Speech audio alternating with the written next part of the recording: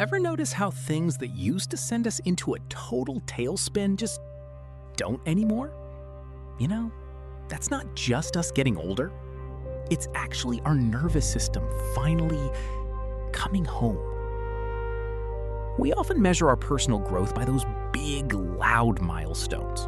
The promotions, the finished projects, or those difficult conversations we finally had the courage to start, right? But the most profound evidence of our healing, it's actually much quieter. Shh.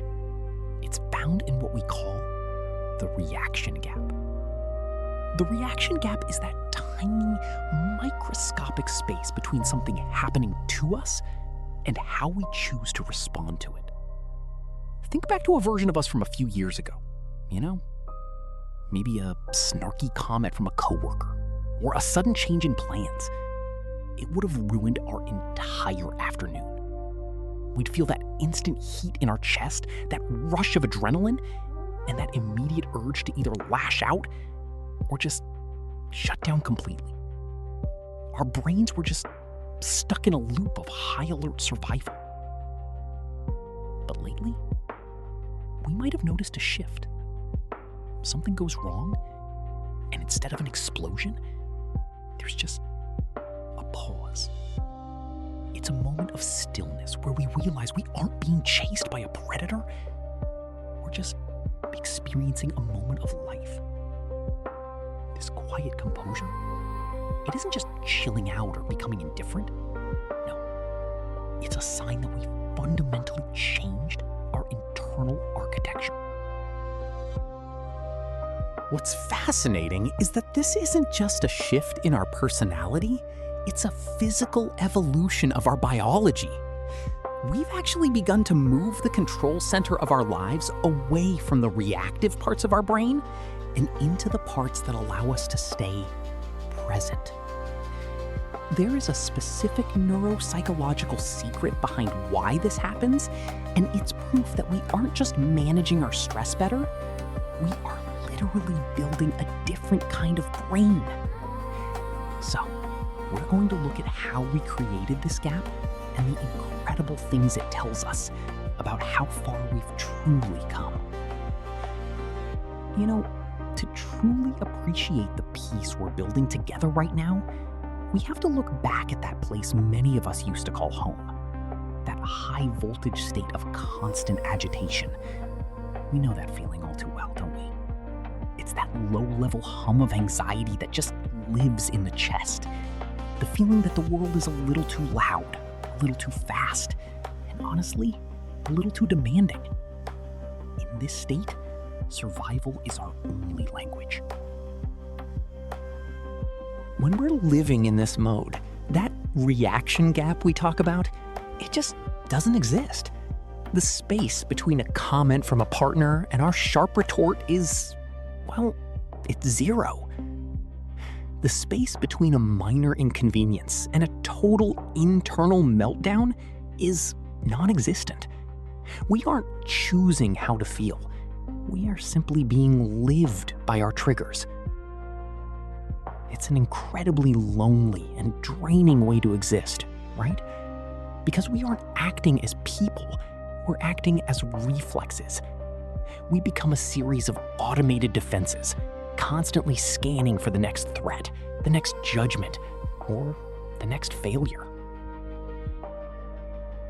Now, we often judge ourselves for this reactivity, but we have to remember that this was just our brain's way of keeping us safe. It's our ancient biology doing exactly what it was programmed to do.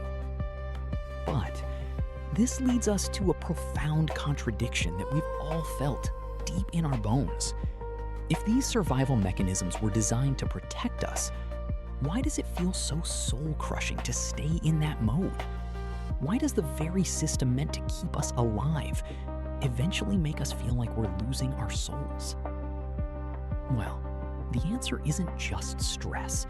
It's actually something much deeper. I mean, it's a hidden biological glitch that happens when a temporary shield becomes a permanent cage. And as we're about to see together, the moment we finally start to crack that cage open, something remarkable happens to our internal internal chemistry. So, let's talk about that moment of chemistry. You know, the internally kind. When we're stuck in survival mode, and I think we've all been there, our world is basically a series of explosions. Something happens, and we explode in response. There is no pause button. There is no breath. I mean, this is what we call a zero-gap state. Our brain's alarm system, the amygdala, is running the show, and it doesn't really have time for a discussion. Firmly but kind, it just wants us to survive the perceived threat, whether that threat is a screaming boss or just a passive-aggressive text, right? But as we begin to heal, something quiet and almost invisible starts to happen. We call it the reaction gap. It's that tiny, sacred sliver of space between when something happens to us and when we decide how to respond. Think of it like this. In a brain shaped by trauma, the wiring is optimized for speed. The path from trigger to reaction is a high-speed lane with no exits. But as we practice mindfulness and work through our patterns, well, neuroplasticity begins to build new exits. We are literally widening the window of our consciousness. Now, here is where that cool professor science comes in. When we find ourselves in a heated moment and we realize we aren't immediately spiraling, it's not because we've stopped caring or because we've become numb, you see? It's actually a sign of massive neurological progress. It means our prefrontal cortex, the logical CEO part of our brain, has finally regained enough power to override the amygdala. When we don't react instantly, it's because our brain is finally strong enough to process the information before acting on the emotion. That silence we feel in the heat of a moment, that's not emptiness. That's the sound of our brain finally choosing peace over survival. It's the sound of a rewired mind. But here's the thing we often get wrong, right? We think this gap is just a feeling of calm. In reality, there's a specific, almost hidden physical sensation that tells us the gap is forming. A sensation most of us actually mistake for a bad sign. And if we don't recognize it for what it truly is, we might accidentally shut the gap back down before it has a chance to save us. So, how do we actually build this sanctuary within ourselves? We start with a simple yet profound tool we like to call the 3-breath buffer. You see, it's not just a breathing exercise. It's a boundary we draw in real time, right in the heat of the moment. Think about the last time someone snapped at us, or maybe a situation just felt like it was spiraling, right? We usually feel that familiar surge of heat in our chest, or that tightness in our jaw. That's just our survival brain trying to hijack the wheel. In that exact moment, we commit to one thing: 3 slow, deliberate exhales before a single word leaves our mouths. We aren't just counting to 3. I mean, it's bigger than that. We are physically signaling to our nervous system that the emergency is over. This simple pause is actually a heavy-duty workout for our new neural pathways. Every time we choose the breath over the bite, we are literally thickening the gray matter in our prefrontal cortex. We are teaching our brain that peace is a skill we practice, not just a feeling we wait for. As we let those 3 breaths move through us, we introduce a critical internal question to clear the mental fog. Is this my storm to weather, or theirs? Often, we realize the tension we're feeling isn't even ours.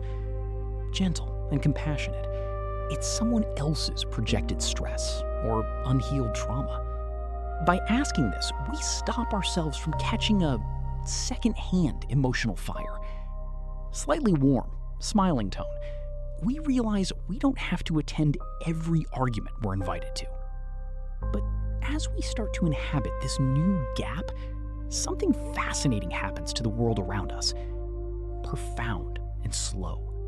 Our silence becomes a mirror. And while most people will find our new calm refreshing, there is one specific group of people who will find our reaction gap deeply unsettling. In fact, their reaction to our peace is the ultimate litmus test for the health of our relationships. This is where we find ourselves living in the new silence. You know, it's so important for us to realize that the goal of healing isn't to build a world where nothing ever goes wrong. Life's still going to be loud, and people, well, they're still going to be difficult. The chaos doesn't just evaporate. What changes is how much of that noise we allow into our internal sanctuary. When we embrace the reaction gap, we aren't being passive or cold, right? We are being intentional. We're deciding that our energy is too precious to be spent on every passing storm. Every time we choose the gap, we are casting a vote for the person we want to become. We're moving away from being someone who is constantly at the mercy of their environment and moving toward being someone who responds with purpose. Think of the reaction gap as a small, quiet room between an event and your response. In that room, we get to breathe. We get to remember our values. We get to decide if this moment really deserves our peace. You see, it's the ultimate sign of a brain that has finally learned how to protect itself. Healing doesn't mean the world gets easier. It means we get steadier. We become the anchor instead of the ship tossed by the waves. We really want to hear from you and celebrate the progress we're making together. Just think back to a moment recently where you would have normally exploded, or maybe spiraled, or over-explained yourself. But instead, you found your gap. What did that silence feel like for you?